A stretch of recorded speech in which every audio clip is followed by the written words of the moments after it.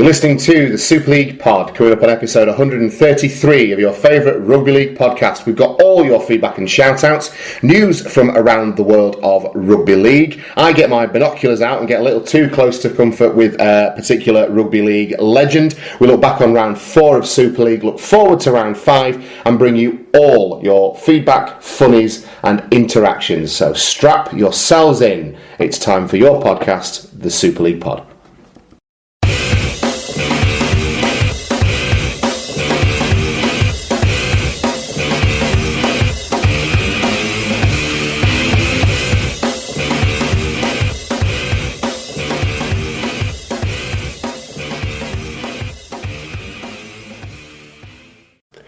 Okay everyone, welcome along to Super League Pod.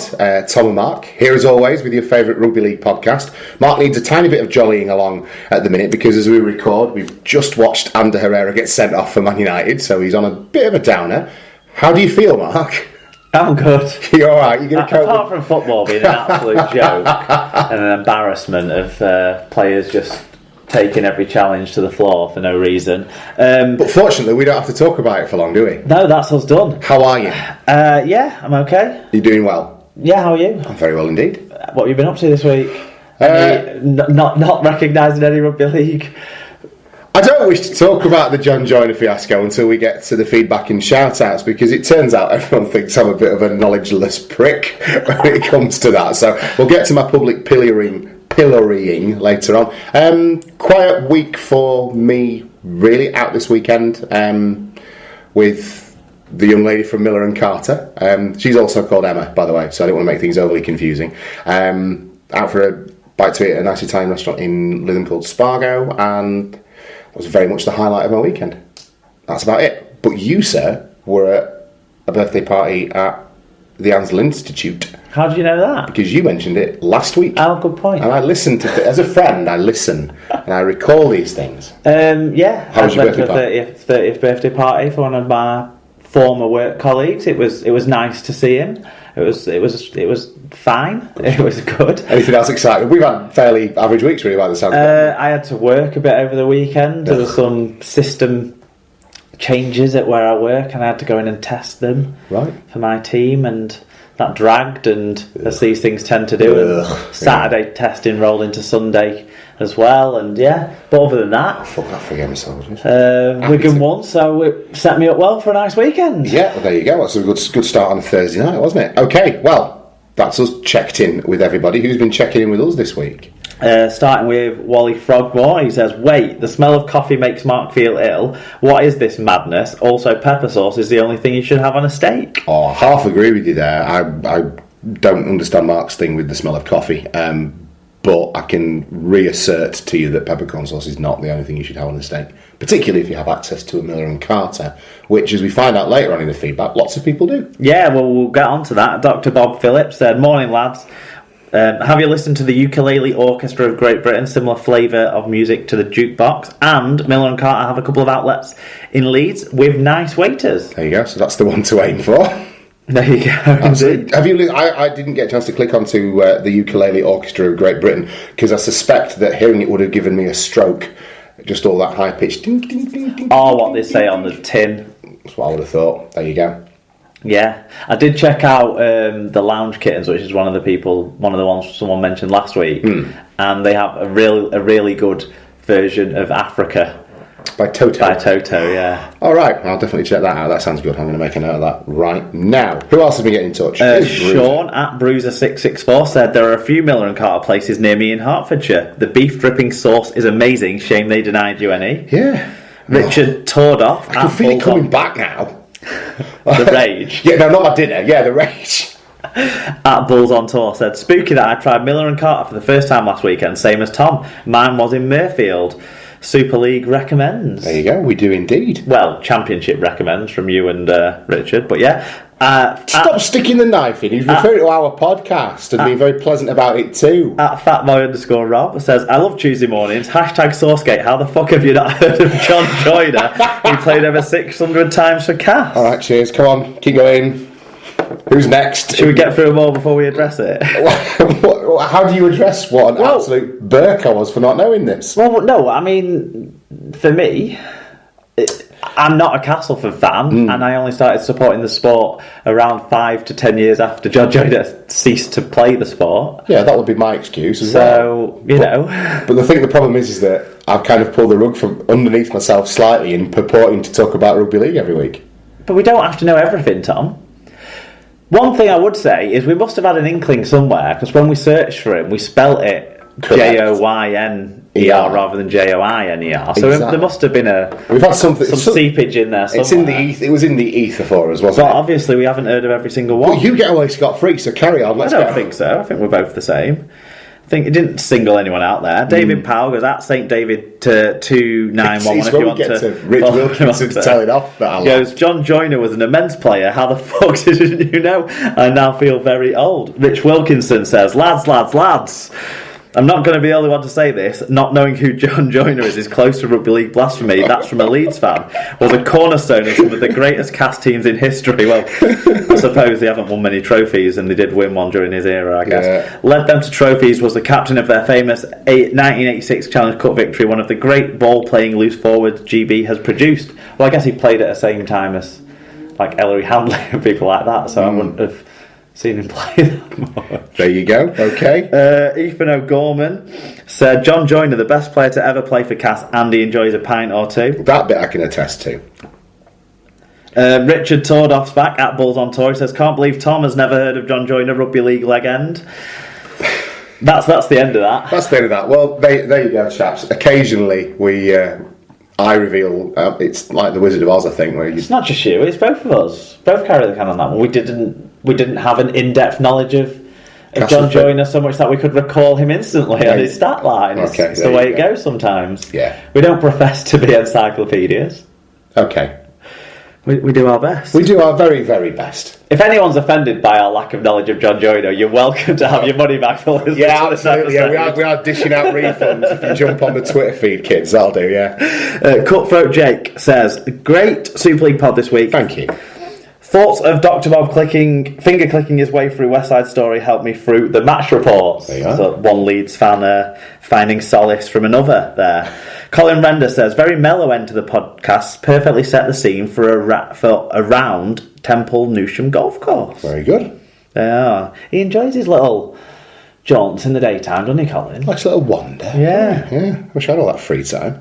Sarah Mackenzie says, listen to Super League Pod whilst crocheting, #rugby and crochet. Yeah. We need to have a knitting and crochery guild of Super League Pod and get Scoots and the Witchwood Lady together, see what they can knit us up. I'm not against that idea at all, although I suspect a guild would be a grand title for the two of them, but we'll see. Do you think they have any other knitters and crocherers? I think there's a chance.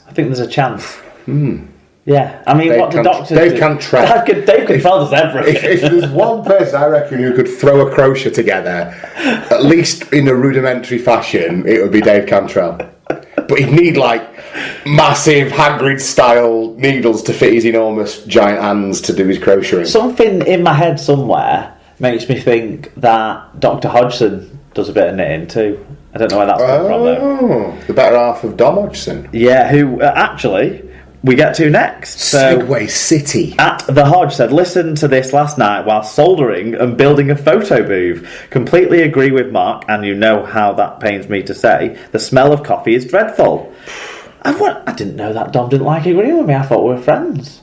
You can be friends and just, like, you know, enjoy not agreeing with someone for devilment's sake. Well, there you go. Look at you and I. We do it for balance. I thought you were going to say. I nearly thought you were going to say we do it for banter. Then I think we could have had quite a big falling out at that point. We do it for the lols, Mark. Lee Whitnell at L Whitnell. If you want to follow Lee on Twitter, I'd recommend it heartily. Says my favourite cover version is Joe Cocker at Woodstock doing "With a Little Help from My Friends" better than the Beatles. It definitely is. I know that song very well. I went back and forth with Lee on this about our mutual love for the old TV show The Wonder Years, which used to be on at 6:30 on Sunday night on Channel 4. I love that programme. And it was the first girl I ever loved was in it as well. Winnie. Oh, right. Oh, Winnie from The Wonder Years. When I was 9. I think the first girl I ever loved was the unattainable goddess was Winnie to a 9-year-old me. There you go. Yeah. I don't remember it so well. I'm aware of its existence. Yeah. Well, I've got a few years on you, haven't I? So it might be more with. Or maybe we watch different things in my house. Maybe. Yeah. Maybe. Okay. So from you having a consensus with one of our listeners, we move to me definitely not with this one. Cutthroat Jake says, just finished Super League Pod. Thanks, Mark, for proving something I've long suspected. Smith's songs are ruined by that gobshite Morrissey. He does talk a lot of funny stuff. Like, his music's good, but I don't agree with all his politics. But you can say that for so many creative people out there. Yeah. Morrissey was, for me... Yes, and I would be inclined to do so. For me, an excellent poet and a voice of someone who expressed a lot of things, a lot of angst and stuff that I felt myself during my mid to late teenage years sort of thing. And I don't know, I can't... No, that's fine, but it obviously isn't the case for I can't call him a gobshite for because Mr. Paget, of what he's meant to so many people with the lyrics. Maybe not the stuff outside of that, but yeah, I think that's what John's getting at more than anything else. Well, he hid himself away for a decade or more, so people should be happy with that, shouldn't they? Maybe John just doesn't like the Smiths. You're allowed to not like the Smiths. Yeah, no, I totally get that. I'm just expressing my view. This is the fucking argument episode, isn't it? This week so far, everyone's having Barney's with us. Carry on. Who's next? Alan Walker. Who hates us this week? At Alan Paul Walker, if you want to follow him on his bus journeys around Barcelona, he says, great mysterious info about amorous gun-toting tuna who likes dripping in his gravy and a lifelong pie eater who don't mention Pie Week. Is it Pie Week?